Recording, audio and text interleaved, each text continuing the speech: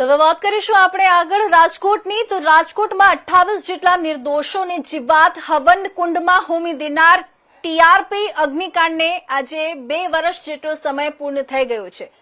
25 મે 2024ના રોજ બનેલી આ ગુજારી ઘટનામાં 28 નિર્દોષ લોકોએ જીવ ગુમાવ્યો હતો, જેના પગલે સમગ્ર રાજ્યમાં ભારે આક્રોશ ફેલાયો હતો અને ઘટનાના અનુસંધાને રાજ્ય સરકારે એસઆઈટી સીટની રચના કરી ઊંડાણપૂર્વક તપાસ હાથ ધરી હતી અને મહાનગરપાલિકાના અધિકારીઓથી લઈને ગેમ ઝોન સંચાલકો સામે કાર્યવાહી પણ કરવામાં આવી હતી.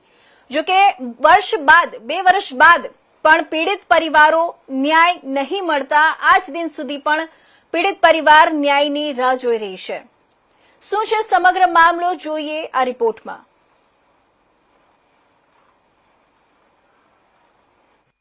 સુરેશ ફળદુ, ટીઆરપી અગ્નિકાંડના ભોગ બનનાર પરિવાર વતી એ લોકોને ન્યાય અપાવવા માટે એડવોકેટ તરીકે કોઈ પણ પ્રકારની ફીસ લીધા વગર રોકાયેલો છું. ગુજરાતની માનવ સર્જિત કુલ 4 દુર્ઘટનાઓ, તક્ષશિલા, હરણીબોટ, ઝૂલતો પુલ અને ટીઆરપી અગ્નિકાંડ.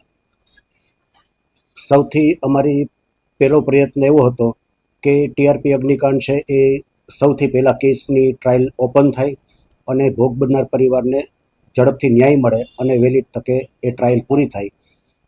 એ ભાગરૂપે ડ્રાફ્ટ ચાર્જ કરી અને સૌ પ્રથમ કોર્ટમાં રજૂ કરી દેવામાં આવેલો. ત્યાર પછી કોર્ટ દ્વારા આરોપીઓ સામે તહોમત ફરમાવવામાં આવેલ. કુલ 15 આરોપીઓ સામે ફરમાવેલ તહોમત છે એ આરોપીઓ દ્વારા ચેલેન્જ કરવામાં આવેલ. એ ઉપરાંત કેસની ટ્રાયલ ડે ટુ ડે ચાલે એના માટેના પ્રયત્નના ભાગરૂપે એક એપ્લિકેશન આપવામાં આવેલી, એનો પણ આરોપી દ્વારા વિરોધ કરવામાં આવેલો. આરોપીઓને કોઈ જગ્યાએ સફળતા મળેલ નહીં. ત્યારબાદ કેસની ટ્રાયલ છે એ ઓપન થઈ. આ ટ્રાયલ ચલાવવામાં સ્પેશિયલ પીપી તરીકે Tushar Gokani, additional special PP તરીકે નિતેશ કથિરિયા અને ભોગ બનનાર પરિવાર વતી હું રોકાયેલો. આ કેસમાં કુલ પોસ્ટમોર્ટમ કરનાર 6 ડૉક્ટરો છે. એમાંથી 5 ડૉક્ટરોની જુબાની છે એ નામદાર અદાલતમાં નોંધાઈ ગયેલ છે.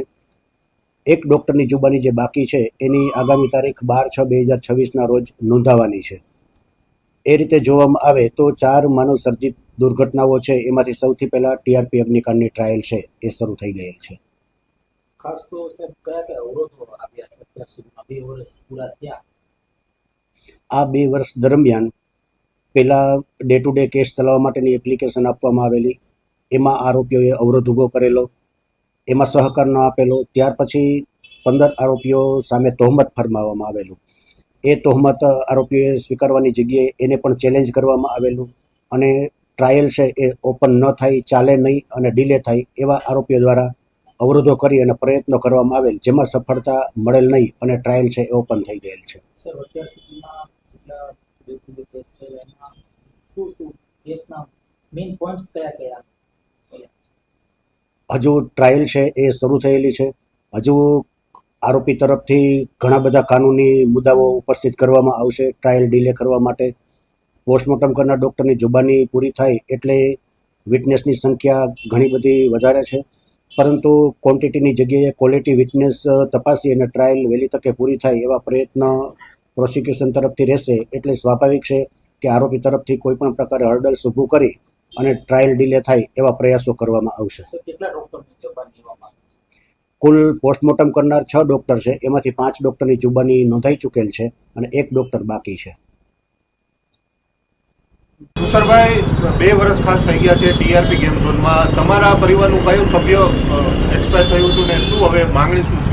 મારો નાનો ભાઈ એક્સપાયર થયો હતો એમાં ટીઆરપીમાં, ને 2 વર્ષ કમ્પ્લીટ આજે પૂરા થયા છે.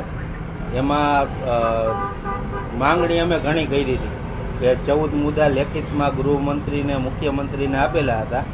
એમાંથી હજી સુધીમાં એકય મુદ્દા કરવામાં આવ્યા નથી. એમાં સૌથી ખાસ ફાસ્ટ ટ્રેક કોર્ટનું કહ્યું હતું કે ડે ટુ ડે હિયરિંગ લેવામાં આવે. ડે ટુ ડે હિયરિંગ હજી સુધીમાં કરવામાં આવ્યું નથી અને એથી વધારે અત્યારે લાગત કેસમાં જેટલા હતા બધા મેમ્બરને જામીન આપી દેવામાં આવ્યા છે. જામીન મળ્યા પછી અત્યારે જે કેસમાં સાક્ષી રહ્યા ને એ સાક્ષીને ધમકાવવામાં આવે છે. અમને તો અત્યારે લગી આવતા જ હતા, હવે જે સાક્ષી જે છે એને ધાક ધમકી દેવામાં આવે છે અને આમાં હવે જોતાં એવું લાગતું નથી કે કોઈ જાતનો ન્યાય મળે. કે ભાઈ તમે તમારી રીતે લડે રાખો, તમે તમારી રીતે કૂચે મયરે રાખો, આમાં કંઈ ફેર પડવાનો નથી અમારામાં. તમે સરકારે પણ આશ્વાસન આપ્યું હતું, હવે હજુ ન્યાય નથી મળ્યો એવું છે? જામીન મળી ગયા પછી હું કેસ ચાલુ, મેન વસ્તુ ડે ટુ ડે હિયરિંગનું કીધું હતું. હવે ડે ટુ ડે હિયરિંગનું તો અહીંયા રહ્યું. આપણે વકીલની માંગણી કરી હતી સરકારી કે ભાઈ સુપ્રીમ કોર્ટમાં અમને વકીલ દેવામાં આવે, કારણ કે હાઈકોર્ટ લગી અમારા પેરા નરેન્દ્રસિંહ હતા કે એ અત્યાર લગી સપોર્ટ કરતા હતા અમને. સુપ્રીમમાં અમારી પાસે વકીલ નહોતા. અમે કીધું અમને પ્રાઇવેટ અમે કઈ વકીલ આપો, હજી સુધીમાં એ દેવામાં નથી આવ્યા. એટલે જામીન મળી ગયા એવું છે? 100%. હવે શું તમારી માંગણી આશા અપેક્ષા? ડે ટુ ડે હિયરિંગ અને આ કેસમાં જે પણ સાક્ષી છે એ લોકોને પૂરતી સુરક્ષા દેવામાં આવે, એટલે હજી આમાં વધારે પડતા છેડા ન કરીએ છીએ.